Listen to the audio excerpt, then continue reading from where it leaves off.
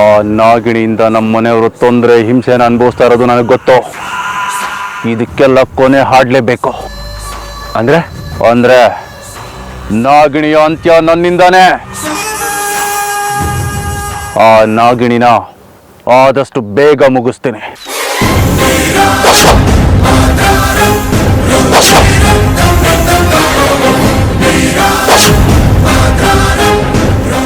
ಏನಂದ್ರೆ ಚಿಕ್ಕಪ್ಪ?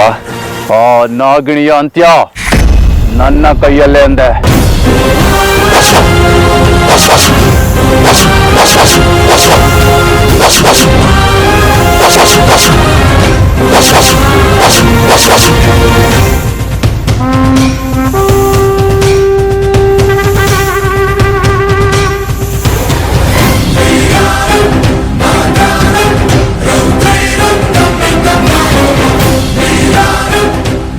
ಏನಂದ್ರೆ ಚಿಕ್ಕಪ್ಪ?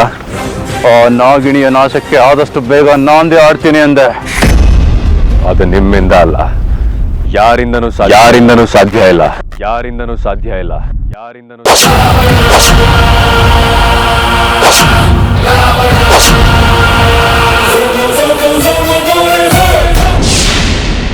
ಏನಂದೆ? ನಾಗಿಣಿನ ಮುಗಿಸೋದಕ್ಕೆ ಯಾರಿಂದನೂ ಸಾಧ್ಯ ಇಲ್ಲ. ಯಾಕೆ ಅರ್ಜುನ್ ಹೀಗೆ ಮಾತಾಡ್ತಾ ಇದ್ಯಾ? ನಮ್ಮ ವಂಶಕ್ಕೆ ನಮ್ಮ ಕುಟುಂಬಕ್ಕೆ ಶತ್ರು ಅಂತ ಇರೋದು ಆ ನಾಗಿಣಿ ಮಾತ್ರ. ಅಂಥವಳ ಮೇಲೆ ಕೋಪ ಮಾಡ್ಕೊಳ್ಳೋದು ಬಿಟ್ಟು ನೀನೇ ಅವಳ ಪರವಾಗಿ ಮಾತಾಡ್ತಾ ಇದೆಯಲ್ಲ. ಕೆಲವು ಸಮಯ ಸತ್ಯಗಳು ಕಠೋರವಾಗಿದ್ರೂ ಸಹ ಅವುಗಳನ್ನ ಅರಗಿಸ್ಕೊಳ್ಬೇಕು. ಮನುಷ್ಯ ಒಂದು ಬಗೆದ್ರೆ ಆ ದೇವರು ಇನ್ನೊಂದು ಬಗೆದಿರ್ತಾನೆ. ಅದನ್ನ ಅರ್ಥ ಮಾಡ್ಕೋಬೇಕು. ಏನು ಒಳ್ಳೆ ತತ್ವಜ್ಞಾನಿ ತರ ಮಾತಾಡ್ತಾ ಇದೆಯಲ್ಲ. ಇದಕ್ಕಿದ್ದ ಹಾಗೆ ಏನಾಯ್ತು ನಿನಗೆ? ನನಗೇನು ಆಗಿಲ್ಲ, ನಾನು ಸರಿಯಾಗೇ ಇದ್ದೀನಿ. ನಮ್ಮನ್ನ ಪ್ರಪಂಚನ ತನ್ನ ಹಿಡಿತದಲ್ಲಿ ಹಿಡ್ಕೊಂಡು ತನಗೆ ಹೇಗೆ ಬೇಕೋ ಹಾಗೆ ಆಡಿಸ್ತಾ ಇರೋ ಒಂದು ಅಗೋಚರ ಶಕ್ತಿ ಇದೆ. ಅದು ಹೇಗೆ ಆಡಿಸುತ್ತೋ ನಾವು ಹಾಗೆ ಆಡಬೇಕು. ಅದೇ ಜೀವನದ ಪರಮ ಸತ್ಯ, ಪ್ರಪಂಚದ ನಿಗೂಢ ಸತ್ಯ.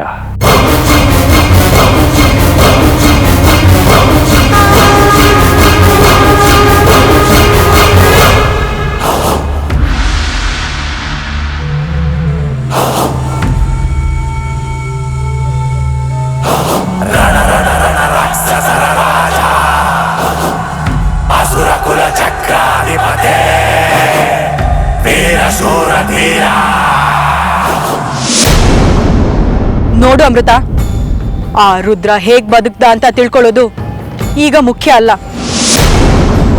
ಈಗ ನಿನ್ನ ಮುಂದೆ ಇರೋದು ನೀನು ಮತ್ತು ಅರ್ಜುನ್ ಈ ವಿಷ್ಣುಪುರದಿಂದ ಹೇಗ್ ಹೊರಗೆ ಹೋಗ್ತೀರಾ ಅನ್ನೋದು. ಆದ್ರೆ ಏನ್ ಮಾಡೋದು? ಈ ವಿಷ್ಣುಪುರದ ಗಡಿನ ಹೇಗ್ ದಾಟೋದು? ಈ ಊರಿನ ಸುತ್ತ ಕರಡ ಹೋಮದ ಭಸ್ಮದ ಕೆರೆ ಇದೆ. ಮನಸ್ಸಿದ್ರೆ ಮಾರ್ಗ. ಅದನ್ನ ಹೇಗ್ ನಿವಾರಣೆ ಮಾಡೋದು ಅಂತ ನಾನು ನೋಡ್ತೀನಿ. ನೀನ್ ನೋಡ್ದಾಗೆ ನಾವೆಷ್ಟೆಲ್ಲ ಪ್ರಯತ್ನ ಪಟ್ವಿ, ಆದ್ರೆ ಏನೂ ಆಗ್ಲೇ ಇಲ್ಲ. ಹಾಗಂತ ಕೈ ಚೆಲ್ಲಿ ಕೂತ್ರೆ ಹೇಗೆ? ನೋಡು, ಆ ಭಸ್ಮದ ಶಕ್ತಿಯನ್ನ ಹೇಗ್ ಕುಗ್ಸೋದು ಅಂತ ನಾನು ಯೋಚನೆ ಮಾಡ್ತೀನಿ. ನೀನು ಯೋಚನೆ ಮಾಡು. ಸೌಪರ್ಣಿಕ ಮನೆಗೆ ಅರ್ಜುನ್ ಬರೋಷ್ಟ್ರಲ್ಲಿ ನೀನ್ ಅಲ್ಲಿರ್ಬೇಕು. ಸಮಯನ ವ್ಯರ್ಥ ಮಾಡ್ಬೇಡ. ನೀನ್ ಬೇಗ ಇಲ್ಲಿಂದ ಹೋಗು.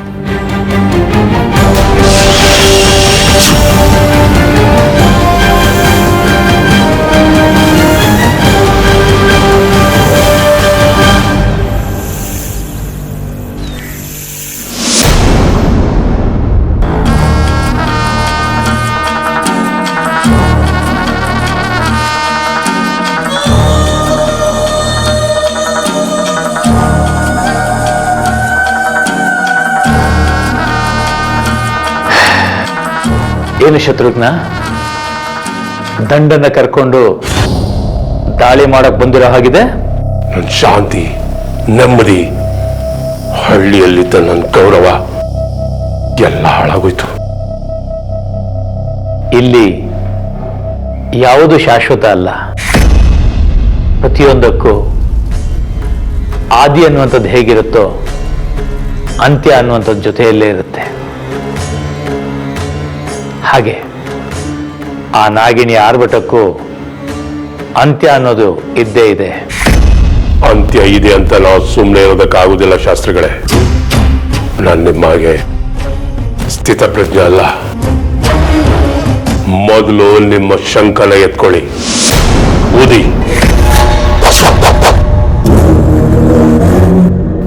ನಾಗ್ನಿ ಎಲ್ಲೇ ಇದ್ರು ನಮ್ಮ ಮುಂದೆ ಬಂದು ನನ್ನ ಕೈ ಸಿಕ್ಕಾಕೊಳ್ಳಿ. ಆಮೇಲೆ ಇರೋದು ಆ ನಾಗಿನಿಗೆ ಮಾರಿ ಹಬ್ಬ. ಸಿಗದೆ ಎಲ್ಲಿ ಹೋಗ್ತಾಳೆ? ನಾನು ಶಂಕವನ್ನು ಪ್ರಯೋಗಿಸ್ತೀನಿ.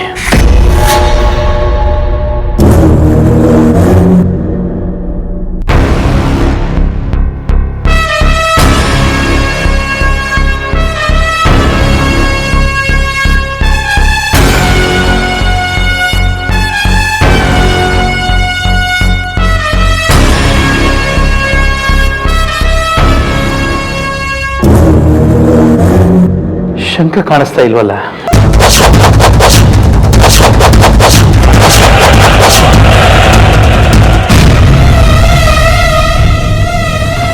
ಶಂಕ ಕಾಣಿಸ್ತಾ ಇಲ್ಲ ಅಂದ್ರೆ ಏನರ್ಥ? ಬೇರೆ ಎಲ್ಲಾದ್ರೂ ಇಟ್ಟಿರ್ಬೋದು ನೋಡಿ ಶಾಸ್ತ್ರಿಗಳೇ. ಎಲ್ಲೋ ಇಟ್ಟು ಇನ್ನೆಲ್ಲೋ ಹುಡುಕೋ ಅಭ್ಯಾಸದವನು ನಾನಲ್ಲ. ಶಾಸ್ತ್ರಿಗಳೇ, ನಿಮ್ಗೆ ಅಸಾಧ್ಯ ಅನ್ನೋದು ಯಾವುದಿದೆ ಹೇಳಿ. ನಿಮ್ಮ ಒಳಗಣ್ಣಿಂದ ಶಂಕ ಎಲ್ಲಿದೆ ಅಂತ ನೋಡಿ.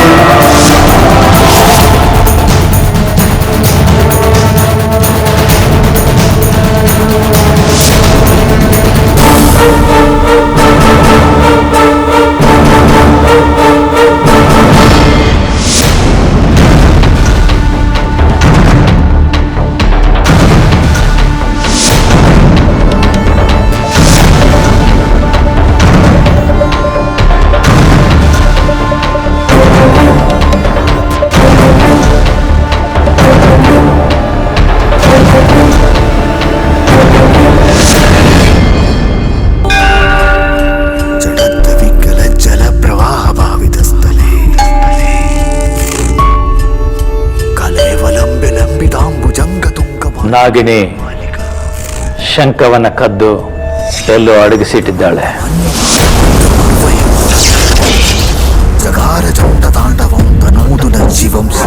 ಅದು ಹೇಗೆ ಸಾಧ್ಯ? ಶಂಕನ ನಾಗಿನಿ ಮುಟ್ಟೋದಕ್ಕೆ ಸಾಧ್ಯನೇ ಇಲ್ಲ. ಹೌದು, ಆದರೆ ಈ ಮನೆಯಲ್ಲಿ ಇರುವವರೊಬ್ಬರು ಆ ಶಂಕವನ್ನ ಕದ್ದೊಯ್ಯುವುದಕ್ಕೆ ಸಹಾಯ ಮಾಡಿದ್ದಾರೆ.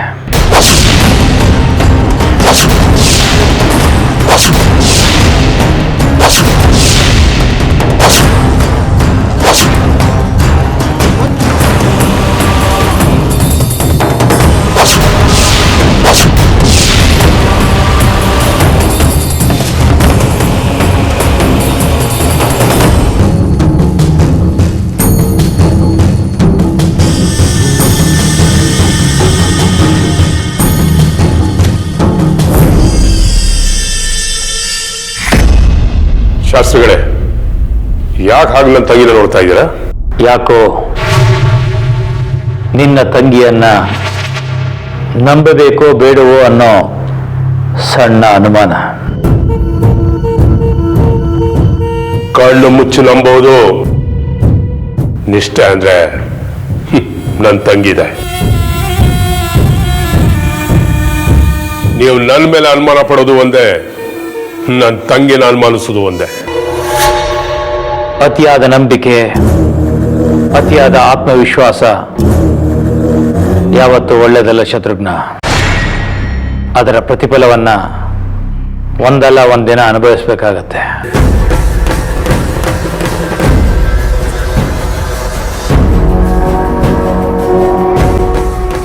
ಶಾಸ್ತ್ರಿಗಳೇ, ನಿಮ್ಮ ಶಕ್ತಿಗೆ ನಿಲುಕದಿರೋದು ಏನಿದೆ?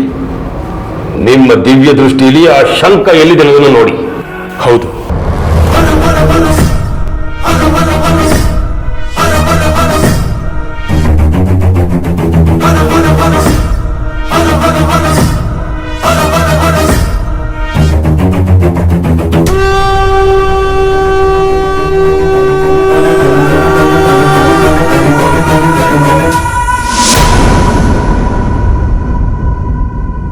ನನ್ನ ಶಕ್ತಿಗೆ ಸವಾಲು ಹಾಕ್ತಾ ಇದೆಯಲ್ಲ ಇದು.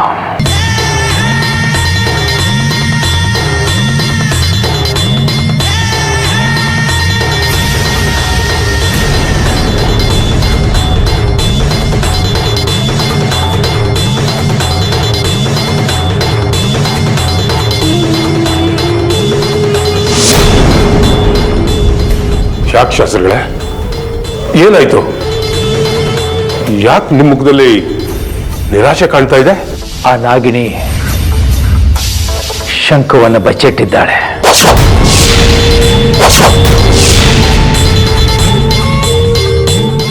ಎಲ್ಲಿ ಬಚ್ಚಿಟ್ಟಿದ್ದಾಳೆ ಅಂತ ನಿಮ್ಗೆ ಗೊತ್ತಾಗ್ತಾ ಇಲ್ವಾ?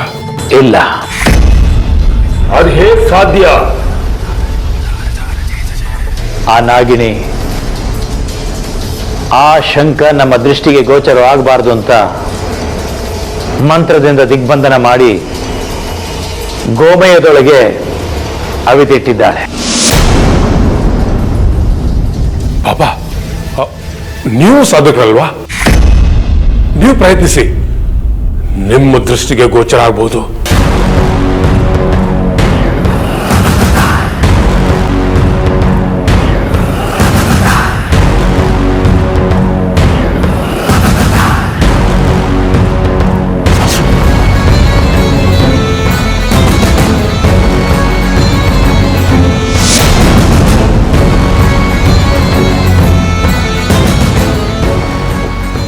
ಏನಾಯ್ತು ಬಾಬಾ? ಶಾಸ್ತ್ರಿಗಳಿಗಾದ ಹಾಗೆ ನನಗೂ ಆಗ್ತಾ ಇದೆ.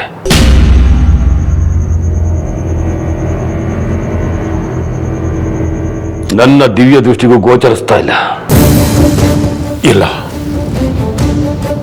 ಇನ್ನು ನಿಮ್ಮ ಮಾಟ ಮಂತ್ರ ನಂಬಿಕೆ ಹೋದ್ರೆ ನನ್ನಷ್ಟು ಮೂರ್ಖ ಯಾರು ಇರಲ್ಲ. ಮತ್ತೇನ್ ಮಾಡ್ತೀಯಾ? ನಾನೇ ಅವಳು ಎಲ್ಲಿದ್ದಾಳಂತ ಹುಡುಕಿ ಪೂರ್ಣಾಹುತಿ ನೀಡ್ತೀನಿ. ಇದಕ್ಕೆ ಯಾರು ಅಡ್ಡ ಬಂದ್ರು ಸಹ ನಾನು ಹಿಂದೆ ಸರಿಯಲ್ಲ.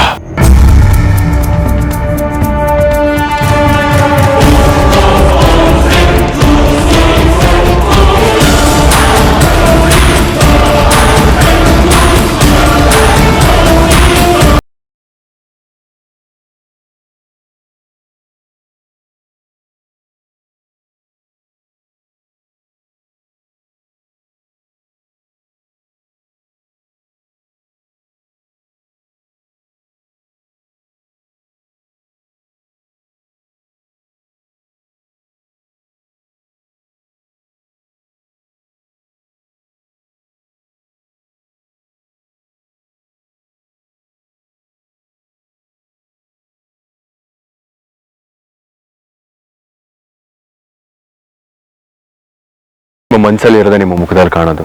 ಹೆಚ್ಚಿಗೆ ಯೋಚನೆ ಮಾಡಕ್ಕೆ ಹೋಗ್ಬೇಡಿ. ಕೆಲವೊಂದು ಪ್ರಶ್ನೆಗಳಿಗೆ ಉತ್ತರ ಸಿಗೋದಿಲ್ಲ, ಅದೇ ಪ್ರಕೃತಿ ನಿಯಮ. ಬನ್ನಿ.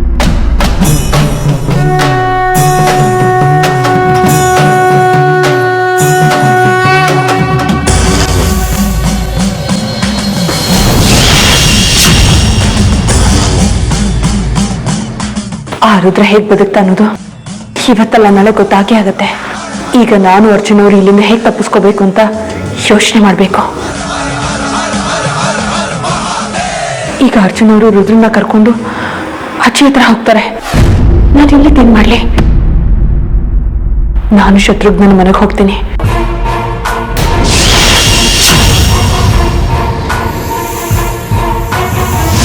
ಈಗ ಅಮೃತಾಳ ಸಹಾಯಕ್ಕೆ ಯಾರೂ ಇಲ್ಲ. ನಾನೇ ಏನಾದ್ರೂ ಮಾಡಬೇಕು. ಈಗ ಸಹಾಯಕ್ಕೆ ಸಹಸ್ರಕಾಳ ಗುರುಗಳು ಬೇರೆ ಇಲ್ಲ. ಯಾರ ಹತ್ರ ಸಹಾಯ ಕೇಳೋದು?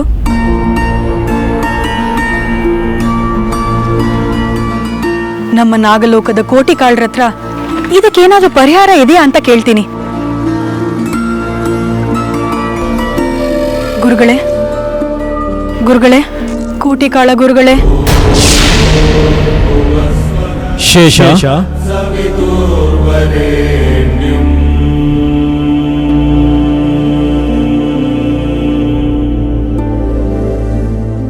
ಗುರುಗಳೇ, ನನ್ನ ಕೂಗು ಇಷ್ಟು ಬೇಗ ನಿಮ್ ಕಿವಿಗೆ ಬೀಳುತ್ತೆ ಅಂತ ನಾನು ಅನ್ಕೊಂಡಿರ್ಲಿಲ್ಲ. ಗುರುವಿನ ಕರ್ತವ್ಯವೇ ತನ್ನ ನಂಬಿದವರ ಕರೆಗೆ ಸ್ಪಂದಿಸಿ ಅವರ ಸಹಾಯಕ್ಕೆ ಬರುವುದು. ನಾಗಲೋಕದಲ್ಲಿ ನನ್ನ ಸಹಾಯ ಕೇಳದೆ ಇಲ್ಲಿ ನನ್ನ ಸಹಾಯ ಯಾಚಿಸ್ತಾ ಇದ್ದೀಯಲ್ಲ, ಏನು? ನಿಮ್ಗೆ ತಿಳಿದೇ ಇರೋದು ಏನಿದೆ ಗುರುಗಳೇ? ನಮ್ಮ ಅಮೃತ ನಾಗಲೋಕದ ಯುವರಾಣಿ ಯಾವ ಸ್ಥಿತಿಯಲ್ಲಿದ್ದಾಳೆ ಅನ್ನೋದು ನಿಮಗೆ ಗೊತ್ತು. ನಮ್ಮ ಲೋಕದ ಯುವರಾಣಿ ಅಂತ ಸ್ಥಿತಿಯಲ್ಲಿ ಇರೋದು ನಮ್ಮ ಲೋಕಕ್ಕೆ ಶೋಭೆ ತರೋದಿಲ್ಲ. ಗುರುಗಳ ಸ್ಥಾನದಲ್ಲಿ ನಿಂತು ನೀವು ಅವಳಿಗೆ ಮಾರ್ಗದರ್ಶನ ನೀಡೋದು ನಿಮ್ಮ ಕರ್ತವ್ಯ. ಅವಳಿಗೆ ಸಹಾಯ ಮಾಡೋದು ನನ್ನ ಧರ್ಮ. ಅವಳು ಈಗಿರೋ ಸ್ಥಿತಿಯಿಂದ ಹೊರಗೆ ಬರೋದಕ್ಕೆ ಇರೋದು ಒಂದೇ ಒಂದು ದಾರಿ. ಏನದು ಗುರುಗಳೇ?